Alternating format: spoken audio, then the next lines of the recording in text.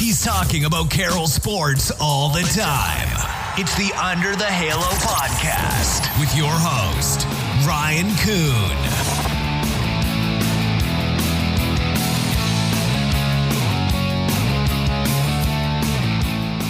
Yes, this is Under the Halo, the only podcast that encompasses all of Carroll College athletics.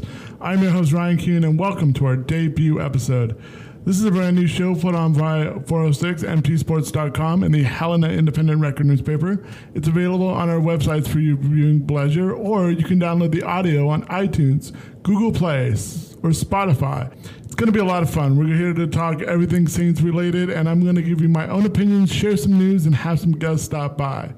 Speaking of guests, it's only fitting with a brand new show that and a new host, a new coach joins us. Kurt Paulson was hired as the men's basketball coach this past spring, and he has the Saints off to a blazing start, sitting at number 3 in the nation. Kurt, welcome to the show. Hey, thanks for having us. So it's a new job, but you're in familiar territory. You played here, you coached here. Talk about the emotions coming back. Were you excited? Were you nervous? I'm sure you were excited. Yeah, I'm still excited to be back. Love Carroll. Love Helena, and the opportunity presented itself, and me and my wife, we discussed it, and we wanted to get back to Montana, and this was the opportunity we were kind of waiting for, and the timing was everything, and here we are, and time's flying by. We're already here about 7 months, 8 months in, and the season's in full swing, and keeping us busy. Very, very excited. So has Helena changed a lot since you went to school here? You know, it actually has. Okay. It's changed. It's busier. People seem to be moving in here. The housing market, I know when we were looking at places, has been very busy, and I think people are really enjoying Helena. It's expanding, and lots of great restaurants, and so yeah, it's gotten better, and it's still got the kind of the small town charm to it, and it's a great place to raise a family, and then for these guys coming here for 4 or 5 years, it's an awesome place to play in front of the community support that they get. So after graduating, you coached at Montana, Oregon State. As a Carroll alum, though, do you ever find yourself checking your phone to see updates and kind of see what they're doing? Oh, absolutely. I still keep in touch with the coaching staffs at Oregon State weekly. No, I mean when you were at Oregon State, did you ever? Oh yeah. You know, I did. When you're coaching, you kind of get lost in your own little season, but yeah, definitely kept tabs on the program. Coach Cunningham and his staff, they did a fantastic job, obviously, of getting Carroll kind of back to where it needed to be with the men's basketball program. So from afar, kept tabs on the program, and then I got to admit I was a little surprised that the opportunity came about in April of last year, and so once we heard it was happening, we got in touch with Charlie Gross and got the ball rolling. I was going to say, so you got word that Carson Cunningham left it for Texas to get that D1 job in Incarnate Word. You applied that next day? I mean, were you licking your chops at this job, or what? You know, I had a few contacts at Carroll that were kind of keeping me in the loop of what was happening, and then once it became official, then I reached out and wanted to make sure I expressed my interest right away and got my name in that list, and then they had me out for an interview and met with the team, and it was just the right fit, I think, for myself and for the team returning, and then also just me having experience at Carroll. I was here 7 years, and just having some familiarity of the program just helped with the transition. Well, and apparently you're off again to a great start, number 3 in the nation. How do you look at these polls that don't come out weekly like NCAA, but you jump from 22 to number 3. That's a giant jump. I mean, what do you attribute this early success to? Well, we have a Raider in our league, and it's Steve Keller up at Providence. He's our Raider, and so to the fans listening, watching, kind of explain what that is. Yeah, so he basically is in charge of the Frontier ratings. So he ranks our teams based on, win-loss record, strength of schedule, all that stuff. And then you get a ranking within the league, and then he'll submit that to the NAIA. And then, each conference is kind of jockeying for how many top 25 votes they get. And so, just with our good start and the guys we got rated the first team in the league at this point. And so that's what kind of, the undefeated record at the point of the polls and the record and just where we're sitting at is how we got ranked so high. So, but it's early. It's early, so we don't want to look too much into that stuff. We want to see where we're at the end of the season, not at the start of the year here in December. And the guys know that. We have enough senior leadership where they know it's not where you start, but where you finish. With Kurt Paulson, we have a new freshman, another new face to Carroll. It's all about new faces in this episode. I joked with Kurt, last night when he agreed to be on that. Of course, he's going to bring his player with the hardest last name to say. So, Jovan, kind of explain or kind of tell the viewers how you pronounce your last name. It's Sljivancanin. And I'm never going to say that again. No. Talk about being a new face here at Carroll, and was Kurt the one that kind of recruited you, or did you already commit before he got here? No, Kurt was actually recruiting me, and I was late recruit, so I was playing AAU basketball in Vegas, and I really didn't have any offer yet. So Kurt watched me in one of the games. He was actually recruiting some other kid. He wasn't even planning on recruiting me. So he actually he had his friends over there with him, and they told him, they asked him if he got any spots left for this year, and he said he got one spot left. So they recommended him. They recommended me to him. They said, you should watch this kid. And he watched me that game. I did really good. And after the game, he just came to me and he said, I really like your style of playing, and I like how you play. I would like to have you in my team. And I will still be watching you in next games, but I will, I'm just interested in you. And that's how everything happened. No, so, Jovan, you're from Serbia. You spent 2 years of high school in Vegas, right? Right. So, we kind of know a little bit about Vegas and the basketball scene, Kurt. They have a giant AAU tournament there. Did you was that your recruiting plan to try to just, it's close, it's West Coast, and you kind of know what you're looking for? Yeah, so this is, like you said, this is late in July, so we're talking July 22nd, 23rd, right in there. And so I was actually over in Los Angeles watching a few kids, and I had made my way to Las Vegas late on a Saturday night, and one of our commits from Post Falls, Idaho, Johnny Hillman, he'll be with us next season. From Genesis Prep in Post Falls. So Johnny was playing a morning game on a Sunday, and so I was making that drive from LA to Las Vegas to watch Johnny. Just so happened, one of my close friends in the coaching world, junior college coach, he was the only other coach in the gym at that point, 8 a.m. on a Sunday, and he's the one who told me about Jovan.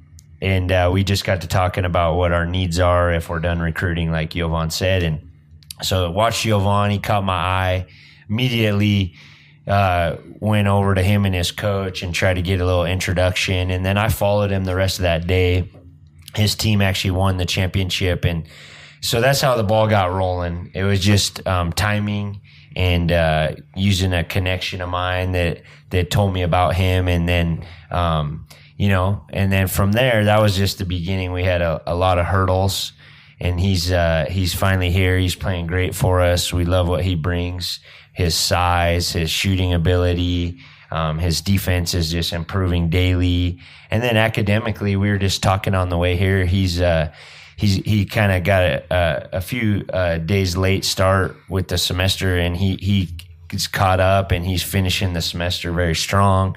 So it just worked out for him and our team. He was the missing piece we needed for this year. Jovan, did you ever think you'd end up in Montana of all places? Well, in Montana, I actually never I didn't know about Montana and basketball and stuff.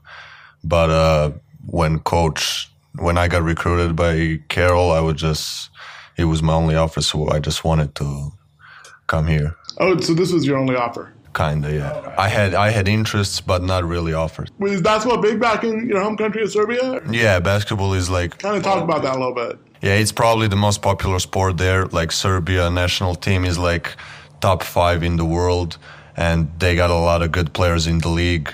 Like some top players from the teams are actually from Serbia, and basketball is really, really important there. It's really popular, and actually there are a lot of new players developing from there, and it's really good country. Like if you're playing basketball there, it's really good for you because basketball is really well developed. Do you get to go home? Are you going to go home this holiday? I will go. I go over summer home, so it's been like that also when I was in high school because it's really far and it's not worth it just to go over Christmas. It's so usually over summer I go over there, and it's gonna be like that this year too. See, I tried to do that with my parents, but they're like, "No, we need you back for Christmas." So you got a little bit shorter travel than. Back to your guys' start, and you guys you've had a hot start, but you've also overcome some adversity, some injuries this year. Kind of talk about that. And yeah, we have. We lost Alejandro Santos Piqueros our second game, and he went down with the ACL tear, and he's back home now in Spain, getting his knee surgically repaired for his ACL. So we wish him the best.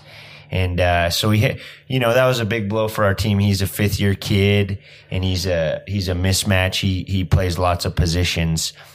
So we've had to have other guys step up, and Jovan's been a big guy that has done that. He stepped up, filled that void, rebounding, defending, shooting the ball that Alejandro would have provided us. So, we lost him. We also had a young man, Emilio Mancol. He decided he's going to transfer, and he'll be probably heading to some school in the Pacific Northwest. I'm not sure where that will be for him, but so there's 2 guys right off the bat. And then we got into the season. We've had Ife Kalajaye out for 7 games, and he's one of our elite defenders, one of our captains, just brings a lot to our team. So we've had to have some other guys playing positions that they may not normally play. And then I know Thomas Ostafjord had a hamstring pull, missed a weekend of games. Etu Villa, one of our new freshmen, he missed 5 or 7 games with a dislocated kneecap. So we've had to mix and match lineups. Those guys who have been in all the games have had to play tons of minutes, and they've done a good job of keeping us close in games, and then getting us over the hump. And we're 12-1. We've won most of those games, but we really haven't played a whole game this year with our whole lineup. So we're looking forward to, once Christmas passes into the conference, to have our full team and be healthy from here on out. That's the goal. Jovan, you see your teammates go down like this. Do you put any extra pressure on yourself? Say, hey, I got to step up, not only for this team, but them, and especially since you're a freshman as well. Yeah, I mean, I kind of wanted to. I actually like stepping out for a team. And even though I'm a freshman, I think I've handled it really well. I will always be there to help my team and teammates to get better and to win.